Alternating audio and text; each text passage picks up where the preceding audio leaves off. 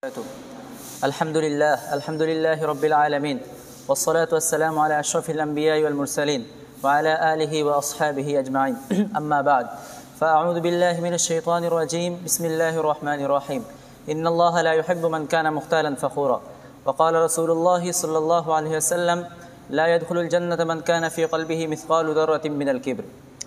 আন্নাদিয়া সাকাফি কর্তৃক আয়োজিত আজকের সাপ্তাহিক সভার সম্মানিত সভাপতি, সুদক্ষ পরিচালক ও আমার সামনে উপবিষ্ট ছাত্র ভাইয়েরা, আমার পক্ষ থেকে গ্রহণ করুন আন্তরিক শুভেচ্ছা ও মোবারকবাদ। প্রিয় উপস্থিতি, আমার বক্তব্যের বিষয় নির্ধারণ করা হয়েছে কিবর বা অহংকারের পরিণাম। আল্লাহ তাআলা যদি তৌফিক দান করেন তাহলে উক্ত বিষয়ে সংক্ষেপে দু একটি কথা বলার চেষ্টা করব ইনশাআল্লাহ। ওয়া মা তৌফিকি ইল্লা বিল্লাহ আলাইহি তাওয়াক্কালতু ওয়া ইলাইহি উনীব।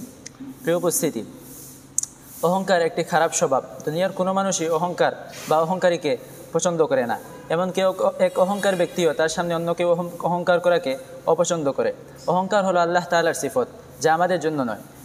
আপনারাই ভেবে দেখুন, যদি চন্দ্র, সূর্য অথবা পৃথিবী, গ্রহ ইত্যাদি অহংকার করে থাকতো তাহলে মোটামুটি বাহ্যিক দিক দিয়ে মেনে নেওয়া যেত, কিন্তু আমরা তাদের তুলনায় অনেক ক্ষুদ্র। আমাদের অহংকার করা মোটেই বটে না। আমরা সাধারণত কী নিয়ে অহংকার করে থাকি? সাধারণত আমরা তিনটি জিনিস নিয়ে অহংকার করে থাকি: সম্পদ, ক্ষমতা এবং সৌন্দর্য। আল্লাহ তাআলা কুরআনে ফরমান, কুল্লু নাফসিন যায়িকাতুল মাউত, তথা প্রত্যেক প্রাণীরই মৃত্যুর স্বাদ আস্বাদন করতে হবে।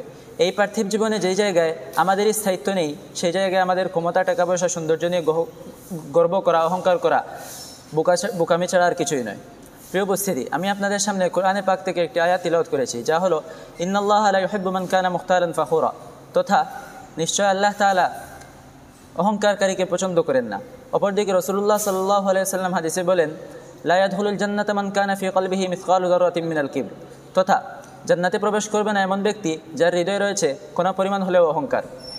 প্রিয় উপস্থিতি, আপনারা ভেবে দেখুন, নবীজি সাল্লাল্লাহু আলাইহি ওয়াসাল্লাম চাইলে বলতে পারতেন লা ইয়াদখুলুল জান্নাতা মান কানা ফি কলবিহি কিবর, তথা ওই ব্যক্তি জান্নাতে প্রবেশ করবে না যার হৃদয়ে রয়েছে অহংকার। কিন্তু নবীজি সাল্লাল্লাহু আলাইহি ওয়াসাল্লাম মিসকালু যাররাতিন মিনাল কিবর বলে এই কথা বুঝিয়ে দিয়েছেন যে আমরা আমাদের হৃদয়ে এতটুকু হলেও, কোনো পরিমাণ হলেও অহংকারকে জায়গা দিতে পারবো না।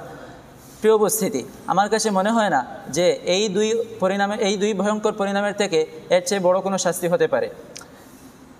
এই দুনিয়ায় অহংকার ব্যক্তি অহংকার করে লাঞ্ছিত বঞ্চিত হয়েছে এমন ঘটনার অভাব নেই, যা বলতে গেলে আমার বক্তব্যের সময় অনেক দীর্ঘায়িত হয়ে যাবে।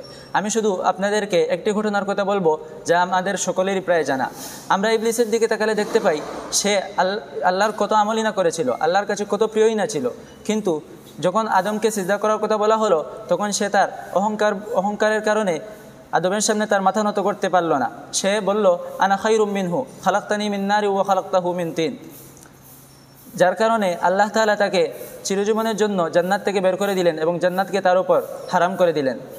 প্রিয় উপস্থিতি, এখান থেকে আমরা বুঝতে পারি যে অহংকারের মাধ্যমে আমরা কত ক্ষতিগ্রস্ত হতে পারি।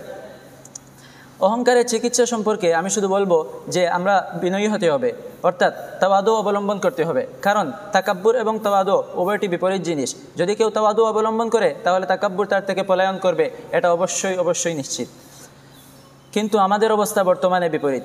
আমরা বড়রা ছোটদেরকে সালাম করতে লজ্জাবোধ করি, আমরা নবীজির সুন্নত আদায় করতে লজ্জাবোধ করি। এক কথায় যদি বলি তাহলে বর্তমান সময়ে আমরা যুগের সাথে তাল মিলিয়ে নিজেকে সুন্দর, বড়, স্মার্ট হিসাবে মানুষের সামনে উপস্থাপন করতে ব্যস্ত, যা আমাদের জন্য মোটেই মানায় না। পরিশেষে আমি আমার বক্তব্য শেষ করব আল্লাহর কাছে এই দোয়া করে যে আল্লাহ যেন আমাদেরকে মুতাওয়াদি তথা বিনয়ী এবং মুতাকাব্বির তথা অহংকার না হওয়ার তৌফিক দান করুন। আমিন ওয়া আখিরু দাওয়ানা আনিল হামদুলিল্লাহি রাব্বিল আলামিন। আসসালামু আলাইকুম ইয়া জামাআতাল হাদিরিন।